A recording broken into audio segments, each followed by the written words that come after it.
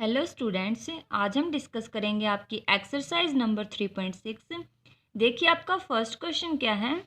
निम्नलिखित संख्याओं के म स यानी महत्तम समापवर्तक ज्ञात कीजिए। ठीक है, आपको कुछ एक संख्याएं दे रखी है, आपको उनका महत्तम समापवर्तक निकालना है। तो देखिए महत्तम समापवर्तक के लिए आपको क्या करना है, दी हुई संख्याओं के पहले सारे गुणनखंड ज्ञात करने हैं। जो क्या हो, अभाज्य गुणनखंडन कर लीजिए आप उसका। पहले तो सारे अभाज्य गुणनखंड ज्ञात कर लीजिए। ठीक है, देखिए जैसे दे रखा है इसने, ए पार्ट है इसका 18 और 48 दे रखा है। ठीक है, तो 18 के पहले आप गुणनखंड निकालिए सारे। ठीक है, देखिए क्या होगा, दो क्या होगा, दो निम में 18, फिर 3 को 9 को डिवाइड करेंगे तो क्या होगा, 3 दिए 9 और 3 को 3 से करेंगे तो 3 एकम 3, तो 2 3 3 1। ये क्या हो गया, आपके 18 के गुणनखंड हो गए सारे। उसके बाद ऐसे 48 का कर लीजिए आप। 48 के गुणनखंड कैसे आएंगे, जैसे 2 से डिवाइड कीजिए, पहले 2 दूनी 4, 2 चौके 8, फिर 2 से 2 एकम 2, 2 दूनी 4, फिर 2 से 2 छिक्के 12, फिर 2 से 2 तिये 6, फिर 3 तो 2 से डिवाइड नहीं होगा तो 3 से कीजिए, 3 एकम 3। तो ये सारे क्या हैं, 48 के आपके गुणनखंड है। अब देखिए महत्तम समापवर्तक का मतलब क्या था, कि सबसे बड़ा जो सार्व गुणनखंड हो, यानी कि जितने भी सार्व गुणनखंड हो, यानी कॉमन फैक्टर्स जो भी कॉमन होंगे इनके अंदर, वो क्या हो जाएंगे, इसके जितने भी गुणनखंड सार्व गुणनखंड आएंगे, पहले उन्हें देखिए कि कॉमन फैक्टर कौन कौन से है इसके अंदर। जैसे 2 है, इसमें 2 है, उसके बाद 3 देखिए 3 है, और उसके बाद है 1, सिर्फ यही कॉमन है। उसके अलावा अगर कोई भी देखेंगे तो, अगर इसमें 3 2 बार है लेकिन इसमें 3 एक ही बार है, इसमें 2 कई बार है लेकिन इसमें 2 एक ही बार है, तो आपका जो महत्तम समापवर्तक है यानी HCF आएगा, वो क्या आएगा, सिर्फ कॉमन फैक्टर देखिए 2 है, उसके बाद 3 है और एक 1 है इसके अंदर। ठीक है, तो यहाँ से क्या आएगा, 2 तिये 6। तो इसका महत्तम समापवर्तक यानी मैथ्स है, यानी महत्तम समापवर्तक क्या आएगा, 6 आएगा इसका आपका।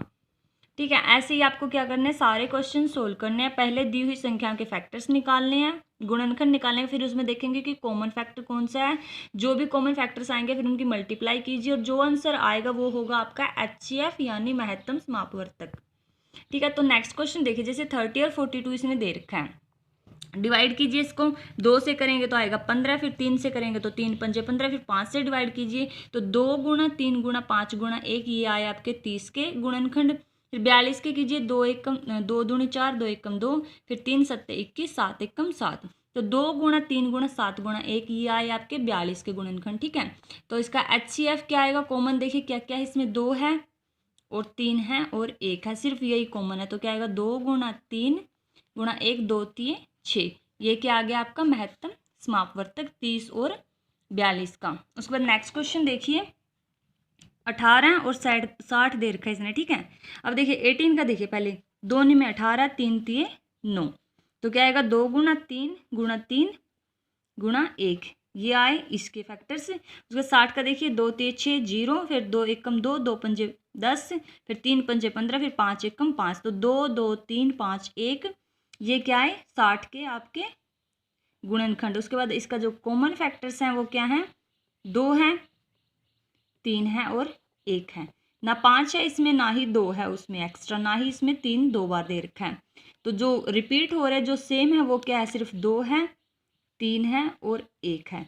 तो क्या आएगा यहाँ से, 2 तिये 6, ये आ गया आपका HCF यानी महत्तम समापवर्तक। उसके बाद नेक्स्ट क्वेश्चन देखिए, 27 और 63 का निकालना। अब देखिए 27 के गुणनखंड निकालिए, 3 निम में 27, 3 तिये 9, 3 एकम 3, तो 27 क्या आएगा, 3 गुणा 3 गुणा 3 गुणा 1। उसके बाद 63 का देखिए, 7 निम में 63, 3 तिये 9, 3 एकम 3, 7 गुणा 3 गुणा 3 गुणा 1, ये आए आपके 63 के 63 के गुणनखंड। उसके बाद HCF कॉमन क्या क्या है इसमें, 3 है, एक बार और 3 है और 1 है। ठीक है, तो 3 गुणा 1 यानी कि 9 आ गया आपका हाईएस्ट कॉमन फैक्टर यानी महत्तम समापवर्तक। उसके बाद नेक्स्ट पार्ट देखिए, 36 और 84 है। 36 देखिए, पहले 2 से डिवाइड कीजिए, 2 एकम 2, 2 अट्ठे 16, फिर 2 2 निम्न 18, फिर अब 9 जो है 2 से डिवाइड नहीं होगा तो 3 से कीजिए, 3 3 9, 3 एकम 3, तो 2 गुणा 3 गुणा 3 गुणा 1, ये आए आपके 36 के गुणनखंड।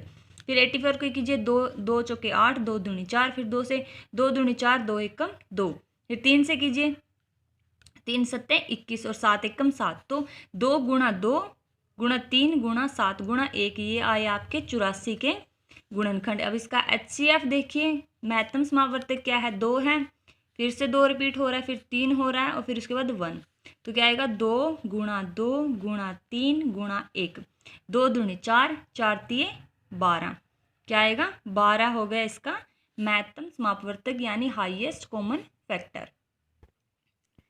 उसके बाद नेक्स्ट देखिए 34 और 102 दे रखा। अब देखिए 2 से डिवाइड कीजिए इसको, 2 एकम 2, 2 सत्ते 14।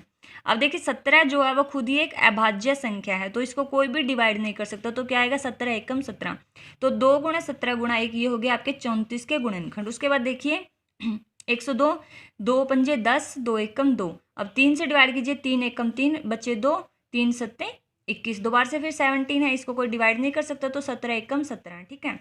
34 के तो आए थे 2, 17, 1 और 102 के आए हैं 2, 3, 17 और 1, तो कॉमन क्या है इसमें 2 है, 17 है और 1 है, ठीक है। तो इसका हाईएस्ट कॉमन फैक्टर यानी कि कॉमन क्या है इसमें 2 है और 17 है और 1 है, मतलब 17 दूनी 34, तो इसका कॉमन फैक्टर यानी हाईएस्ट कॉमन फैक्टर क्या आएगा 34 आएगा।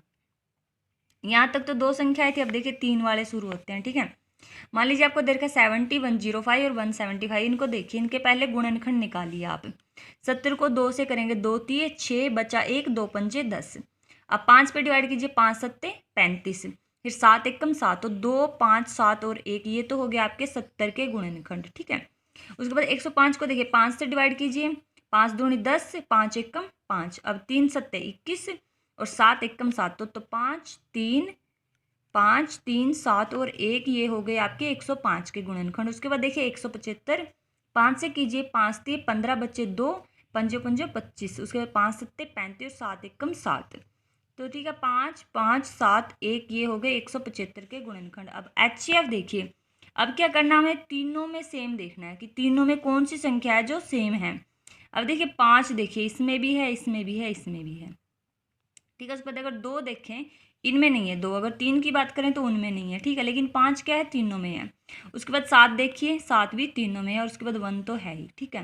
तो क्या आएगा 5 गुणा 7 गुणा 1 यानी 5 सत्ते 35, तो इसका जो आपका हाईएस्ट कॉमन फैक्टर यानी महत्तम समापवर्तक जो है वो क्या आएगा 35। उसके बाद नेक्स्ट देखिए 91, 112 एंड 49 दे रखा। अब 91 देखिए, 7 से कीजिए, 7 एकम 7 बचे 2, 7 तिये 21, अब देखिए 13 भी क्या है, एक अभाज्य संख्या है, इसको कोई और भी डिवाइड नहीं कर सकता, तो 13 से ही होगी ये, ठीक है। तो 13 एकम 13, तो 7 गुणा 13 गुणा 1 हो गए 91 के गुणनखंड।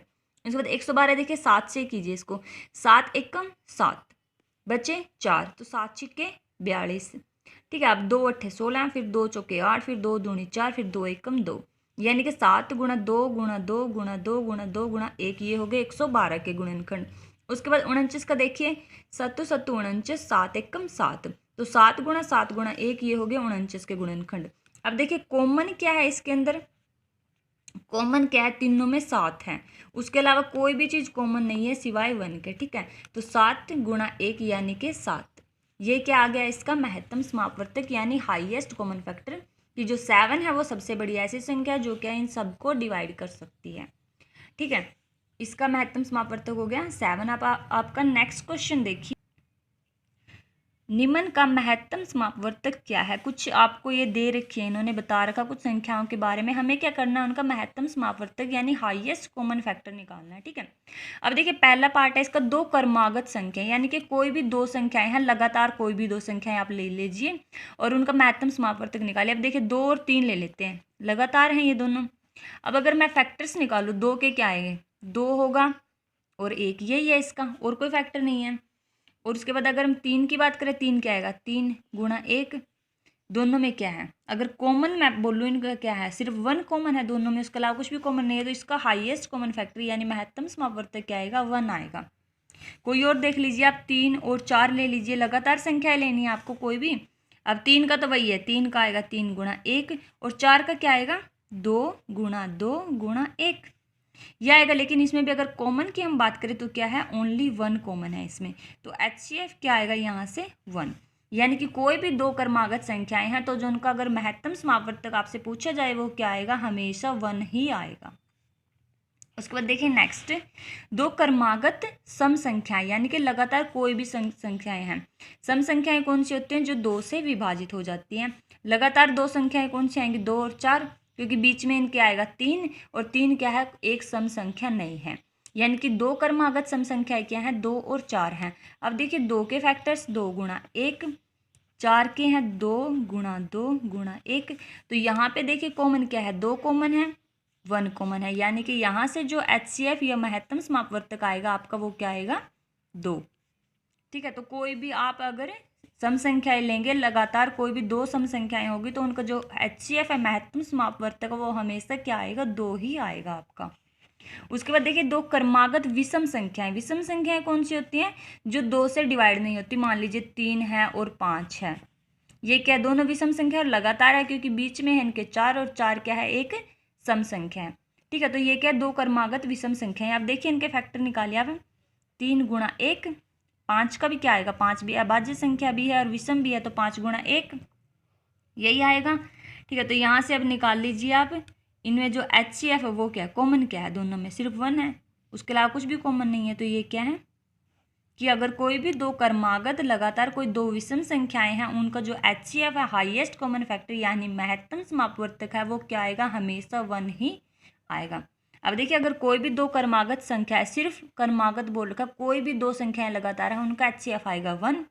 अगर दो क्रमागत सम संख्या है उनका HCF यानी महत्तम समापवर्तक हमेशा आएगा 2, और जो दो क्रमागत विषम संख्याएं हैं उनका आएगा 1। यहाँ पे हम क्या बात कर रहे हैं? दो क्रमागत संख्याओं की बात कर रहे हैं, या वो सम हो या विषम हो या फिर सिंपल कोई भी संख्या हो, सम और विषम कुछ भी हो, तो उनके हमने निकाले कि उनका महत्तम समापवर्तक कैसे निकालेंगे और क्या आएगा।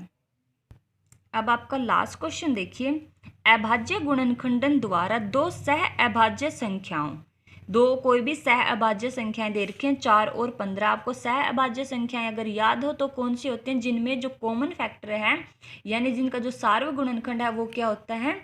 1 होता है, 1 होता है। सिर्फ 1 कॉमन हो जिसमें वो क्या होती हैं? सह अभाज्य संख्याएं होती हैं। ठीक है, 1 कॉमन हो जिसमें। अब देखिए अभाज्य गुणनखंडन द्वारा इसने क्या कर रखा है? सह अभाज्य संख्याएं दे रखी है 4 और 15, इनका जो इसने महत्तम समापवर्तक ज्ञात करना है। ठीक है, इसने ज्ञात किया, इसने क्या निकाला? इसके गुणनखंड निकाले। 4 क्या है? 2 गुणा 2, और 15 क्या है? 3 गुणा 5। अब देखिए चूंकि इन गुणनखंडन में कोई भी अभाज्य सार्व गुणनखंड नहीं है, यानी कि इसमें कोई भी कॉमन नहीं है, इसमें दोनों 2 हैं, इसमें 3 और 5 है, इसमें कुछ भी कॉमन नहीं है, तो इसलिए 4 और 15 का महत्तम समापवर्तक 0 है। क्या यह उत्तर सही है? यदि नहीं तो सही महत्तम समापवर्तक क्या है? देखिए इसने क्या कर रखा है, हल निकालिए इस क्वेश्चन का, कि जैसे 4 है उसके गुणनखंड है 2 गुणा 2, और 15 का है 5 गुणा 3। अब इसमें कुछ भी कॉमन नहीं है, तो इसने बोला है कि क्या इसका जो महत्तम समापवर्तक है वो क्या आएगा? 0 आएगा। लेकिन नहीं, ऐसा नहीं होगा। क्यों? क्योंकि जैसे 4 है उसके गुणनखंड है, हम इस 4 को ऐसे लिख सकते हैं 2 गुणा 2 गुणा 1, क्योंकि 1 से अगर हम किसी को मल्टीप्लाई करें तो उससे कुछ भी फर्क नहीं पड़ेगा। 2 गुणा 2 4 ही आएगा अब भी ये। और 15 को हम ऐसे लिख सकते हैं 5 गुणा 3 गुणा 1। ठीक है, तो 5 दिए 15 और 15 एक कम 15, तो यानी कि अगर हम 1 से मल्टीप्लाई करें तो यहाँ पे इसमें कोई फर्क नहीं पड़ेगा। अब देखिए यहाँ पे कुछ कॉमन है, हाँ यहाँ पे क्या है? 1 कॉमन है, तो यानी कि इसका जो महत्तम समापवर्तक है वो क्या आएगा? 1 आएगा। ठीक है, 0 नहीं आ सकता। 0 क्यों नहीं हो सकता? क्योंकि अगर हम 0 कॉमन लें किसी भी संख्या के अंदर, अगर हम मान लें कि 0 कॉमन है, मल्टीप्लाई करके देखिए इसकी, 2 गुणा 2 तो है कॉमन, अगर इसकी 0 से गुणा करेंगे तो 0 की किसी भी संख्या से गुणा करेंगे तो वो हमेशा 0 ही आएगा। ठीक है, वो 4 के इक्वल कभी भी नहीं होगा। ठीक है, तो इसका मतलब जो ये है ये तो इसके गुणनखंड हो ही नहीं सकते, तो इसके गुणनखंड क्या होंगे? 2 गुणा 1 होगा, और यहाँ से क्या आएगा? 1 आपका कॉमन आ जाएगा। यानी कि अगर कोई भी दो सह अभाज्य संख्याएं आपको दे रखी है, मान लीजिए ऐसे दे रखी थी, उनके पहले आप क्या कीजिए? गुणनखंड निकालिए, फिर उनमें कॉमन देखिए क्या आएगा? वहाँ पे 1 आपका कॉमन आएगा। ठीक है, तो यहाँ से जो आपका महत्तम समापवर्तक है वो क्या आएगा? 1 आएगा। यहाँ पे इसका आंसर क्या था? नहीं, क्योंकि ऐसा जो इसने दे रखा उत्तर सही नहीं है, और आपका आंसर क्या आएगा? 1 आएगा। ठीक है, क्या इसका महत्तम समापवर्तक है वो क्या आएगा? 1 आएगा। यहाँ आपकी एक्सरसाइज 3.6 कंप्लीट होती है।